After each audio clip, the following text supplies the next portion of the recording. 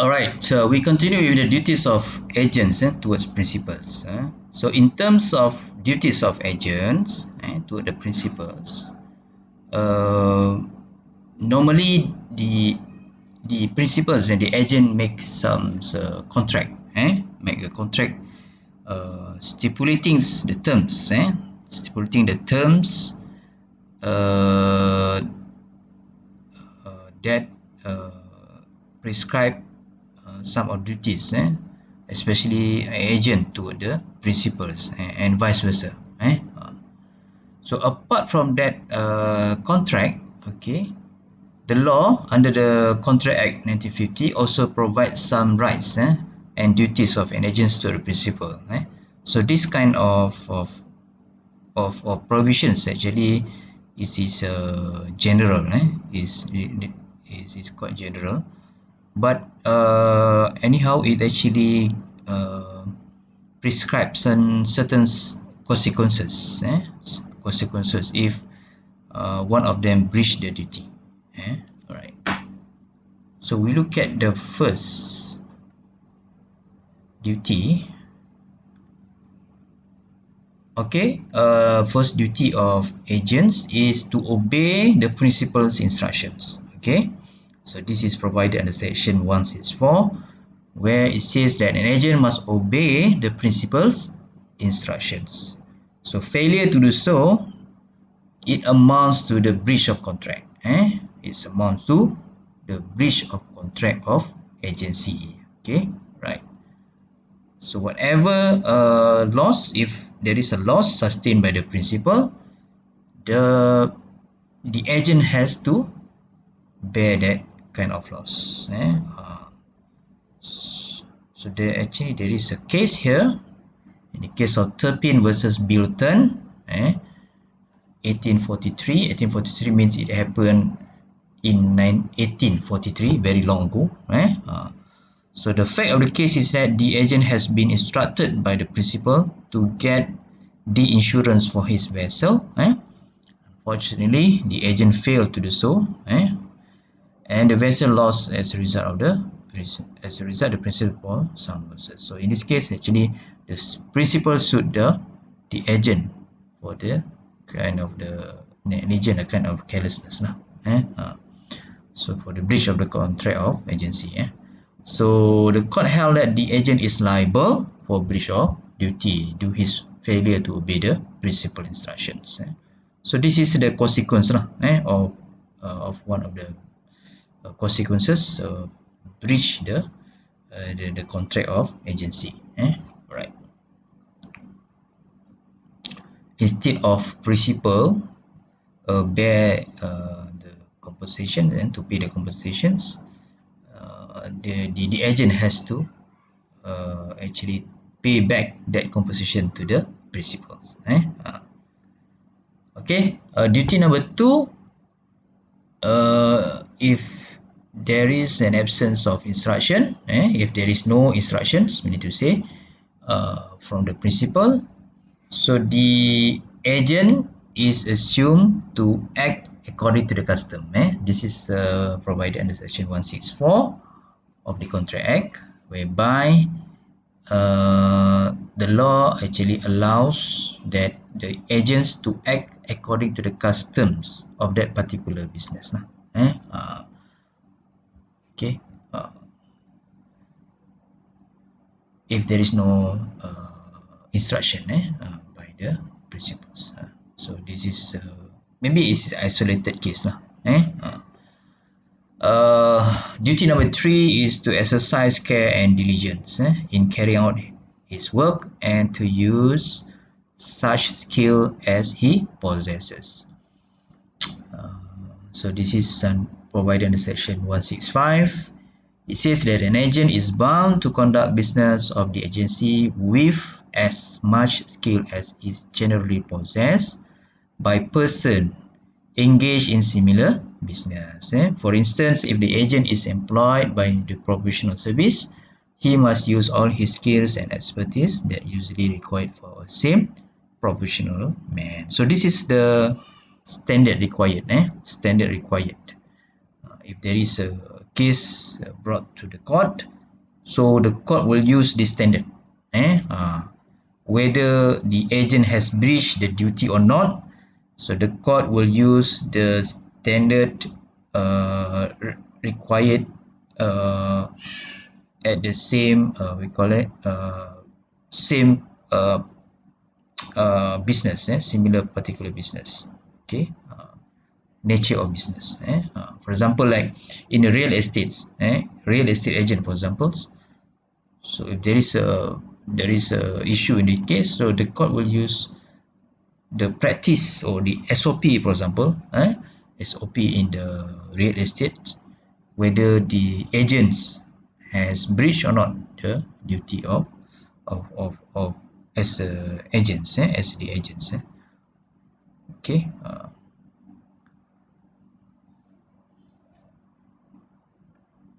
Okay, there is a case here, Keppel versus Wheeler, right? The fact of the case is that the agent was employed by the principal to sell his house. There were two offers. In this case, the first offer was accepted by the principal with conditions. But a few days later, a higher offer, there was a second offer was made. However, unfortunately, this was not communicated to the plaintiff. The agent did not communicate the second offer to the plaintiff. So the court held that the agent is liable to pay the differences between the first offer and the second offer, because of the agent has breached that duty as an agent. Duty of care and duty to exercise and the due diligence. Okay, it maybe because of the carelessness lah of the agents. So the agent must act due diligence in performing or in carrying out his duty. Okay, so that is actually a risk lah, the risk as being an agent. Number 4 is to render proper account when required. Okay, so under section 166, it says that the agent is bound to render proper account to his principal on demand. Okay, whenever the principal asks for the account, for the amount, for example, gain from the transaction, so it is duty of the agent to present the account to the principal. Okay, and again, it should not be mixed up with the agent's property or the agent's account. Okay, meaning to say the client account and the agent's or the firm account must be separated. Okay, so this is a kind of to show the transparency of the transactions made by the agents.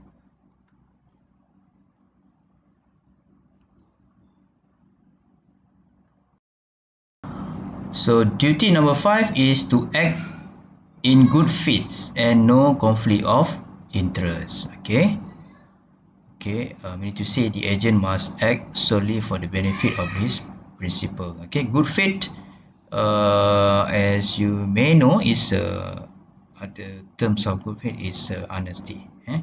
To act honesty, to be honest lah. Alright, and no conflict of interest. When if there is no conflict of interest, meaning to say most probably you act in a good faith. Okay. Okay, what amounts to good faith in the contract of agency is, first, the agent cannot become a party to transaction with the principals. Okay, if the agent is one of the parties to the transaction, so it has breached the duty under, meaning to say he act is not honest, nah? He is not honest in carry out the the duty. Okay. Sometimes this happen. The agent actually use a proxy. Use a proxy. For example, he use his friends or his own family members as one of the party. Actually, uh, in fact, the agent himself gain some profit from the transaction. So that is actually totally uh, breach the duty. Okay, unless the agent has informed earlier to the principal. So that is the different case now. Yeah.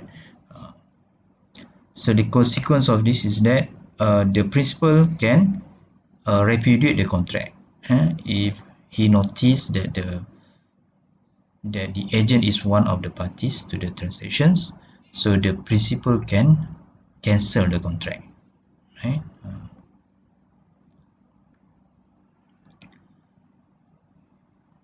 Okay, in the case of Wong Mun Wai versus Wong Tam Fat, and another, the court found that the defendant failed in his duty as he sold the principal share of land below the market value, and he sold the land to his own wife. Right?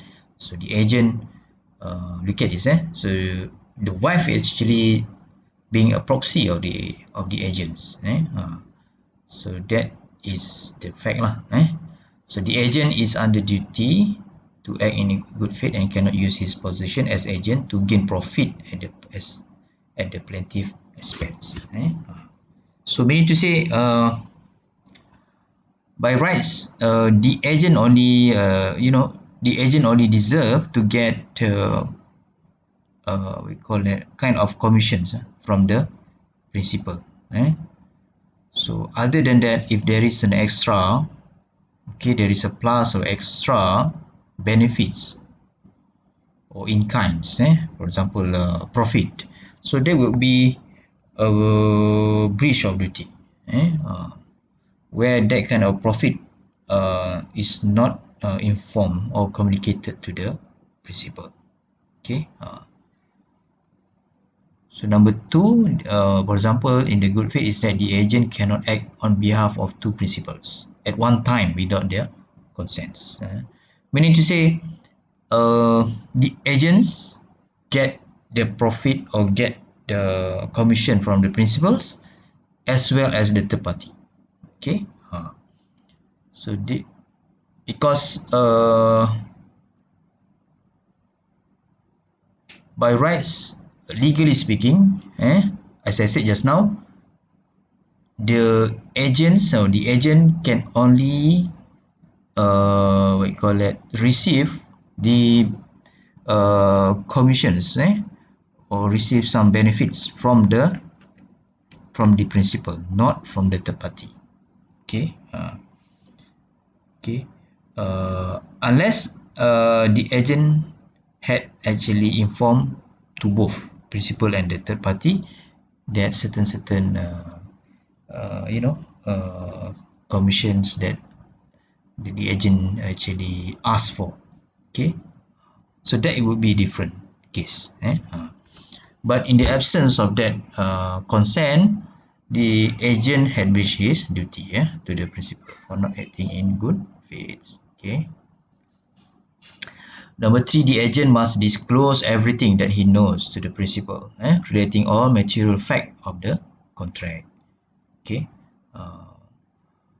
So meaning to say there is no material fact that being hidden by the agents, especially when there is a, we call it material fact, for example, like a kind of profit, so it has to be disclosed to the principal. Number 4, not allowed to disclose his principal secrets. Whatever secrets that the principal has, so it has to be put in the pocket. So it cannot be disclosed to the third party. Alright, number 5, all monies and profit should be put into the principal's account. Okay. Okay, again, the duty of the agent is not to make any secret profit out of the performance of his duty. Okay, so under section 168, okay, it defines that secret profit refers to not only a secret commissions, it can be also a bribery, okay, or any financial advantage which is above and beyond the agreed commission between principal and agent. Okay, so if there is a bribery, there will be a criminal, there will be a crime, right? So this actually always happen, in the agency. The the chances of the probability of the agent to hide some commissions is very high. So that's why it's the terms good faith come to the picture, because there was a chances, there was a chance that the agent uh, hide some material fact, especially in terms of financial advantage during the transaction.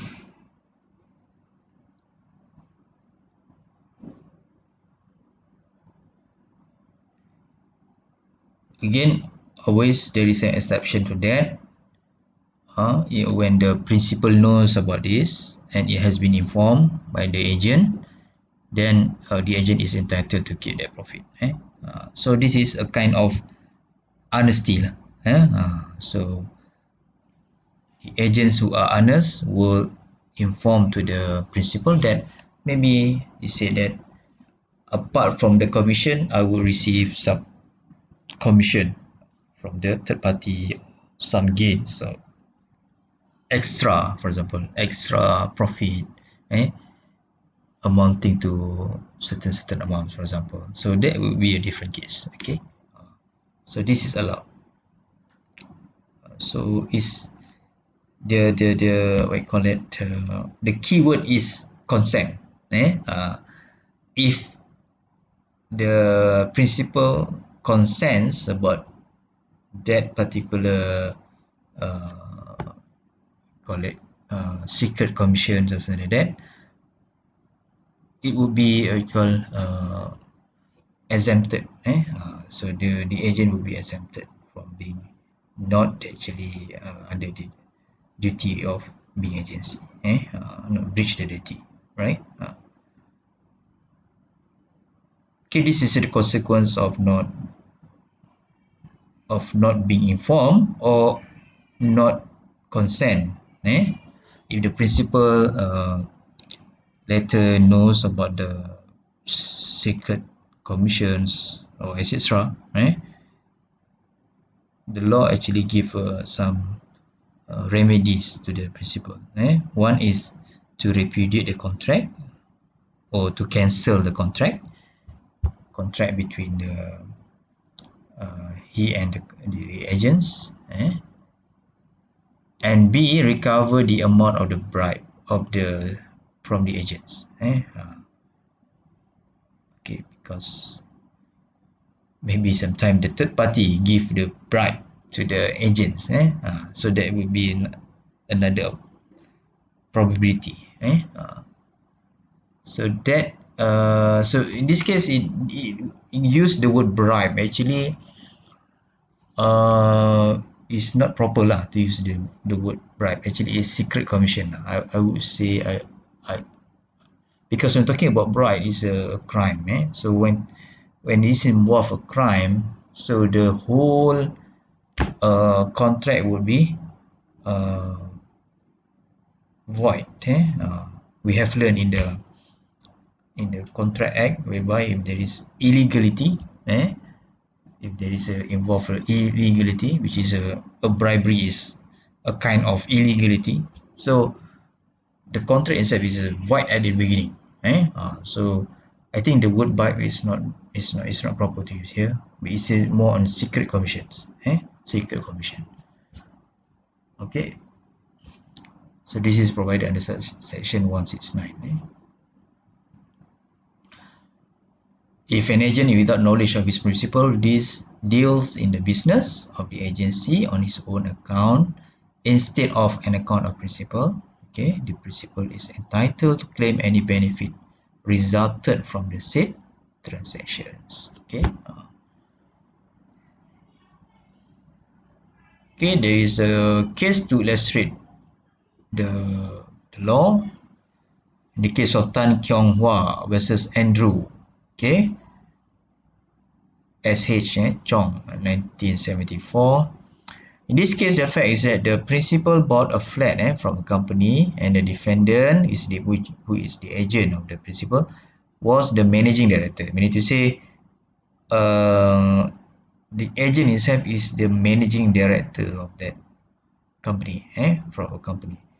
So the plaintiff authorized the defendant, the agent, to sell the flat for 45,000, and however the defendant sold the flat for the higher amount, which is extra 54,000, which is extra 9k, right? So the 9k is a kind of secret commissions, whereby if this 9k is informed by the agent to the plaintiff, there will be no problem if the plaintiff consent about that. However, in this case, maybe in this case the plaintiff was not communicated and was not informed, so he get mad or he get angry on that, so he sued the agents. And the court rightly decided that the principal is entitled to claim the extra 9,000 as the defendant had breached his duty as an agent. Okay, so this is a consequence of breaching the duty as an agent.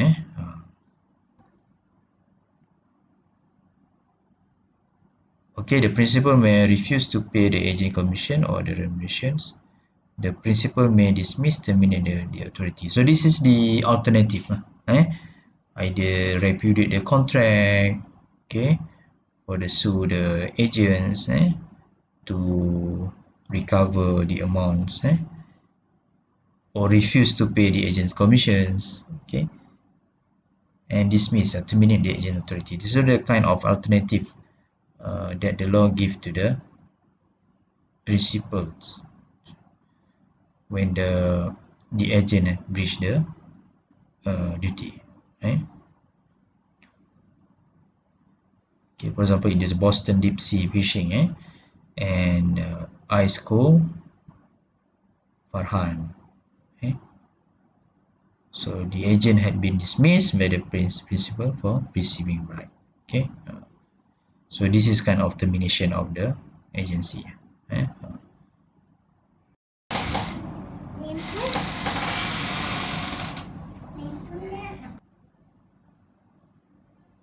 Right. The plaintiff may sue both the agent and the third party who gave the bribe and may claim damages. Okay, in the case of Mahesan versus Malaysian Government Officers Cooperative Housing Society, in this case the appellant or the agent was director and secretary of the respondent or the principal, which bought land at the price of 944k from the vendor who had earlier paid half of it, about half of it, 456k, and in this case the agent knew that the fact but failed to inform the principals. Only after the sale was made, the principal discovered that the fact that A had received 122k as a bribe, so it's a very huge amount of money, right? So So the third party actually give a bribe lah. The third party give the bribe. So the principal could recover either bribe or the amount of loss. Okay, so even though it's a bribe, when the transaction actually had been, you know, the grant actually has been transferred to the third party, for example, right? And yet that the discrepancy, the amount of that uh, transactions is very huge. So any surplus that actually the principal deserve to get, then the law allows lah.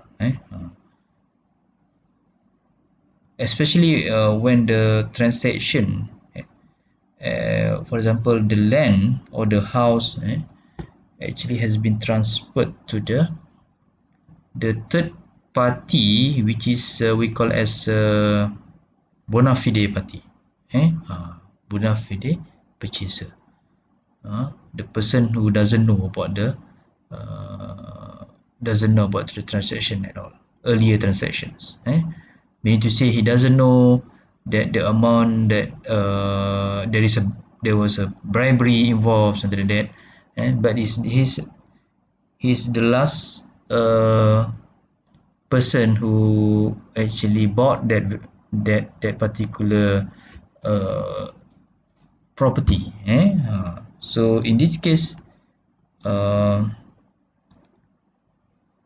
the principal can recover, the, the principal or the first owner of that particular property can recover the amount of that being hidden by the agent. So again, apart from that, the principal can lodge a police report towards the conduct of the agent and the third party for the bribery.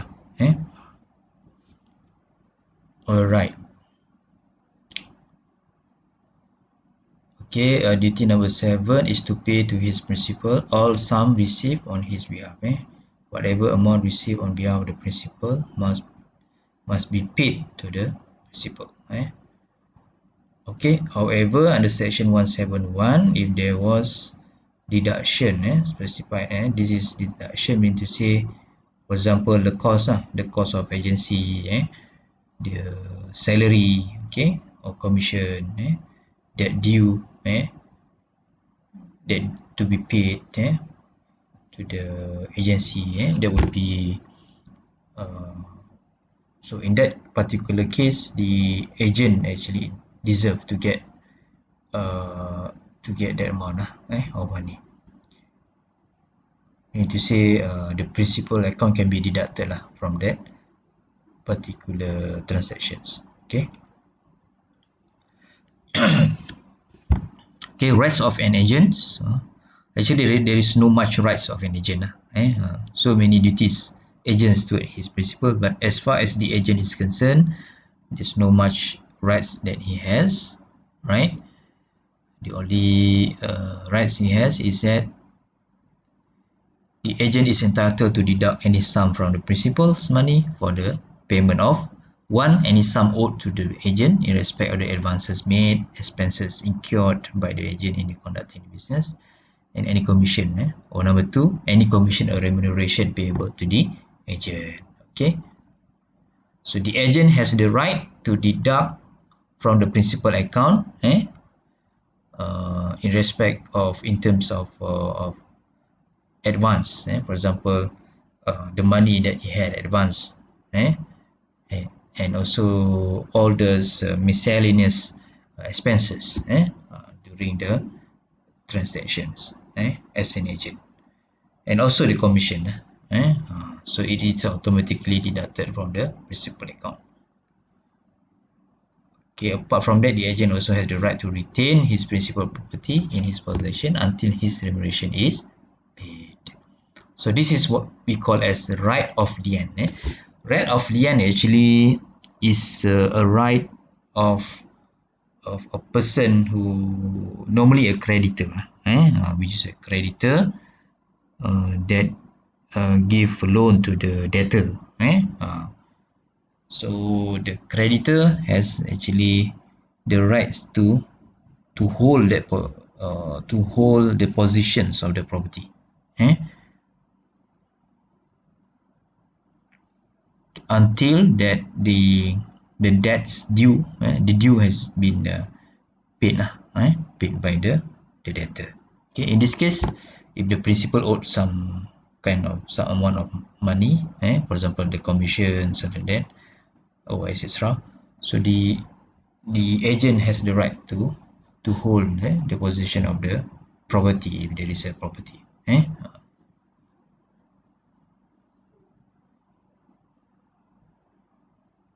Okay.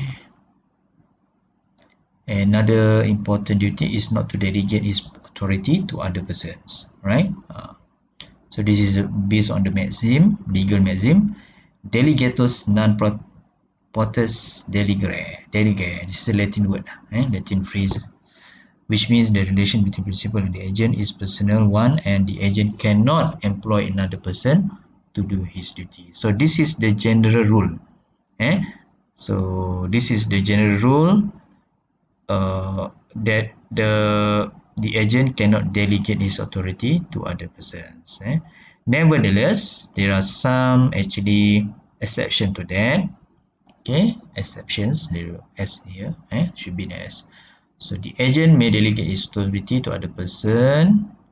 One, when where the principal approve the delegation authority. One, where number one, when the principal consent about this.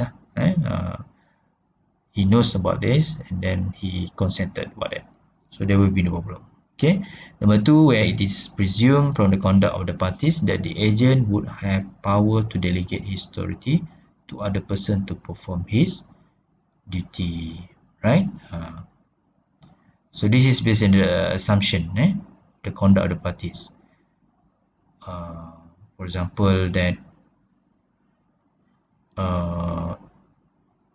for example, is a custom. For example, is a normal practice that that particular transaction can be delegated to the others. Okay. Number three, in case of emergency, this is the case only in case of emergency. Right. Number four, if the act done is purely ministerial or clerical. Okay. So if involve a clerical type of work, then it can be delegated lah. For example, clerical work like typing or photocopying, so that will be considered as clerical. Okay, so it can be delegated. Okay, there's a case the Boucher versus Out. The principal appointed an agent in China to sell a ship at a certain price. So this is a fair case. The agent was unable to sell the ship. Therefore, the agent sought the principal's approval to appoint sub-agent to sell the ship in Japan. Okay, it was held that there was no breach of duty in appointing the sub-agent because there was express consent from the principal to the delegations. So whatever it is, as in the agent, it's a duty of the agent to inform the principal.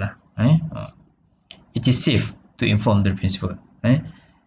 Whatever decision that he thinks that it might affect the rights or affect the interests of the principal, then it will be safe as an agent to inform the principal. Okay. Again, in John and Cam and Co versus Pau. So an agent has been employed to sell a house belong to principal, and the agent delegated his authority to another person. So in this case, the court held that the agent failed to get his commission due to his breach of duty. Okay, so this is consequence. If the agent failed to breach the duty, he automatically failed to get his commissions.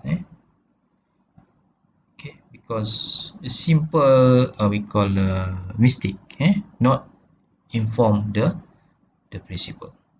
Okay, right. Okay, that was duties of the agents toward the principal, and also the right of the agents.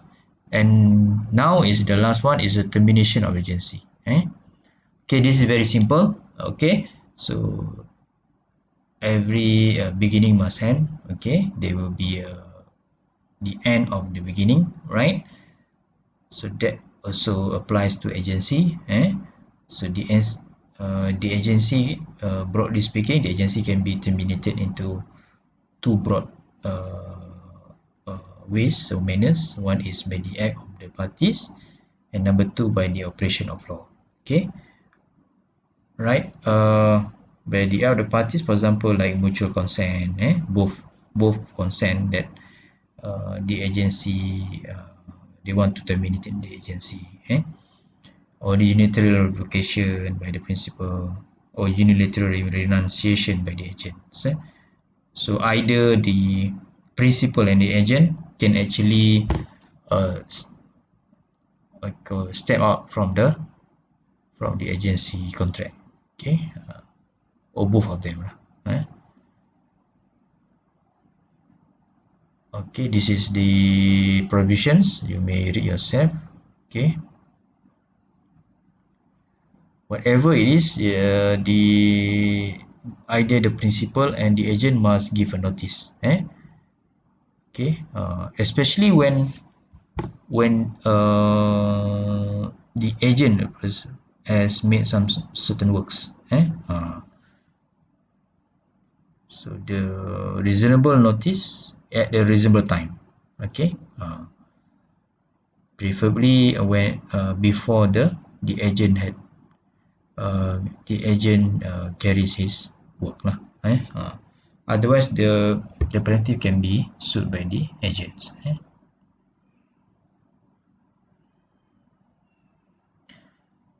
Okay, if agency for fixed terms, earlier termination will entitle the agents to claim damages. If there is a terms of agency is fixed, for example, 1 year, so earlier termination, the plaintiff has to, the principal has to pay certain damages to the agents.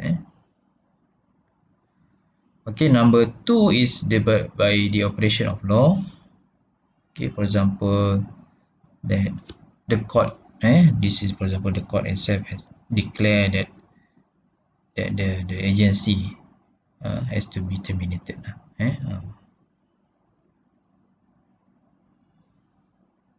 Or the completion of the task, expression of the period fixed. If the agency, for example, like 1 year, and then upon the expiry of 1 year, then automatically the agents the contract of agency has been terminated, or by the deaths of the either parties, principal of the agents, and by the subsequent insanity or one of the parties, or either principal or agent, become insane. So these are the situation that can render the contract or agency terminated, to end. Okay. Okay, there are another two, where bankruptcy, insolvency of the principal, but for bankruptcy and insolvency is for principal only.